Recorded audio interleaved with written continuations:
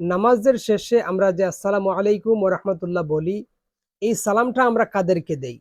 এটা আমাদের অনেকের জানা নাই। এই বিষয়টা নিয়ে আজকে আমরা কিছু কথা জানার চেষ্টা করব ইনশাআল্লাহ। আমরা যখন নামাজে সালাম করি, নামাজের শেষে আসসালামু আলাইকুম ওয়া রাহমাতুল্লাহ, তখন কিন্তু আমাদেরকে একটা নিয়ত রাখা প্রয়োজন যে আমরা এই সালামটা কাদেরকে দিচ্ছি। কিন্তু আমরা এটা অনেকে জানি না। আমি এই বিষয়ে যে কথাগুলো বলব এটা হচ্ছে আল ফিকহু আলা মাযাহিবিল আরবা এই কিতাব এবং এই হাশিয়াতুত তাহতাউই এই ২ কিতাব থেকে আপনাদেরকে এই বিষয়গুলো শেয়ার করছি। আমরা যখন নামাজ পড়ি, নামাজ পড়ার সময় আমরা ৩ ধরনের নামাজি থাকি।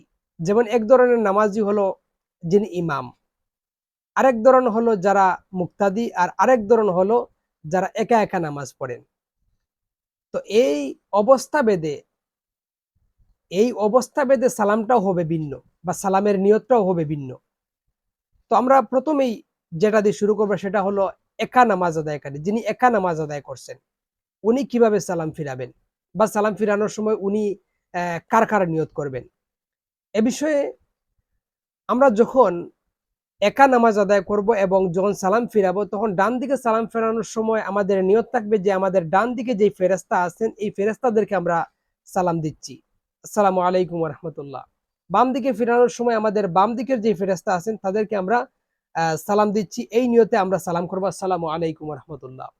তবে এখানে ফেরেশতাদের সংখ্যা আমরা নির্দিষ্ট করব না। ফেরেশতাদের সংখ্যা নির্দিষ্ট নয়। এই যে আমাদের সাথে যে ফেরেশতা আছেন, এটা আমরা বিভিন্ন বর্ণনায় বিভিন্ন ধরনের ইখতিলাফ পাওয়া যায়। তো এটা যেহেতু নির্দিষ্ট নয়, সেহেতু আমরা নির্দিষ্ট কোনো নিয়ত করব না। বরং এই কিতাব থেকে জানা যায় যে আমরা নবীদের যেরকম নিয়ত করি, ঠিক তেমনি সংখ্যা ছাড়া আমরা তেমনি ফেরেশতাদেরকেও নিয়ত করে আমরা সালাম করব। কোনো সংখ্যা নির্দিষ্ট নয় যে আমি ডান দিকের ২ জনকে দিলাম, বাম দিকের ২ জন। বরং ডান দিকে যারা আছেন তাদেরকে সালাম দিলাম, বাম দিকের যারা আছেন তাদেরকে আমি সালাম দিলাম। এই নিয়ত করব। তখন আমরা সংখ্যা নির্দিষ্ট করব না। আসেন ২ নাম্বার যিনি মুক্তাদি, ইমামের আন্ডারে নামাজ পড়ছেন। উনার করণীয় হলো উনি যখন ডান দিকে সালাম ফিরাবেন, ডান দিকে সালাম ফিরানোর সময় যদি দেখা যায় ইমাম উনার ডান দিকে আছেন, তাহলে ইমাম এবং সাথে যারা নামাজ পড়ছেন মুসল্লি এবং সাথে ডান দিকে যে ফেরেশতা আছেন তাদেরকে নিয়ত করে উনি সালাম ফিরাবেন। আর যদি দেখা যায় ইমাম ডান দিকে নয়, ইমাম বাম দিকে আছেন আমার বা যিনি নামাজ পড়ছেন উনার, তাহলে বাম দিকের যে ইমাম উনাকে এবং বাম দিকের মুসল্লি এবং বাম দিকের যে ফেরেশতা আছেন এদেরকে উদ্দেশ্য করে উনি কি করবেন? সালাম দিবেন। ডান দিকে থাকলে ইমাম যদি ডান দিকে থাকেন তাহলে বামে ফেরানোর সময় আর ইমামকে প্রয়োজন নাই। ইমাম যদি বাম দিকে থাকেন তাহলে ডান দিকে ফেরানোর সময় ইমামের নিয়ত করার প্রয়োজন নাই। তবে ইমাম যদি আমাদের ঠিক সামনে থাকেন তাহলে আমরা কি করব?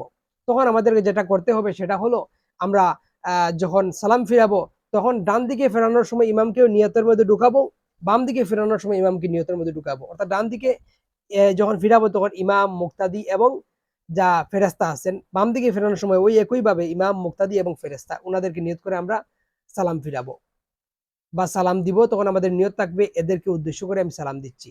আসেন ৩ নাম্বার যেটা সেটা হলো ইমামের ক্ষেত্রে। ইমাম যখন সালাম ফিরাবেন, ইমাম সালাম ফেরানোর সময় উনি যখন ডান দিকে সালাম ফিরাবেন তখন উনার আন্ডারে অর্থাৎ উনার যে মুক্তাদি আছেন, যারা উনার পিছনে নামাজ পড়ছেন, উনাদেরকে লক্ষ্য করে এবং ডান দিকে যে ফেরেশতা আছে তাদেরকে লক্ষ্য করে উনি সালাম দিবেন। যখন বাম দিকে ইমাম সালাম ফিরাবেন, বাম দিকে সালাম ফেরানোর সময় উনার বাম দিকের যেই মুসল্লি এবং বাম দিকের যে ফেরেশতা আছেন এদেরকে উদ্দেশ্য করে উনি সালাম দিবেন। এই নিয়ত উনার থাকবে যে আমি আমার বাম দিকের মুসল্লি এবং বাম দিকের যে ফেরেশতা আছে তাদেরকে উদ্দেশ্য করে আমি সালাম দিচ্ছি। এই নিয়তটা করবেন। তো এই বিষয়টা আমরা অনেকেই জানি না। যারা জানি না এই বিষয়গুলো আমরা জেনে রাখবো। যখন সালাম ফিরাবো তখন আমাদের নিয়তটাকে শুদ্ধ করব যে আমরা এই সালামটা কাদেরকে দিচ্ছি। আল্লাহ সুবহানাহু ওয়া তাআলা তিনি আমাদেরকে এই বিষয়ের উপর আমল করার বুঝার তৌফিক দান করুন। আমিন। আসসালামু আলাইকুম ওয়া রাহমাতুল্লাহি ওয়া বারাকাতুহু।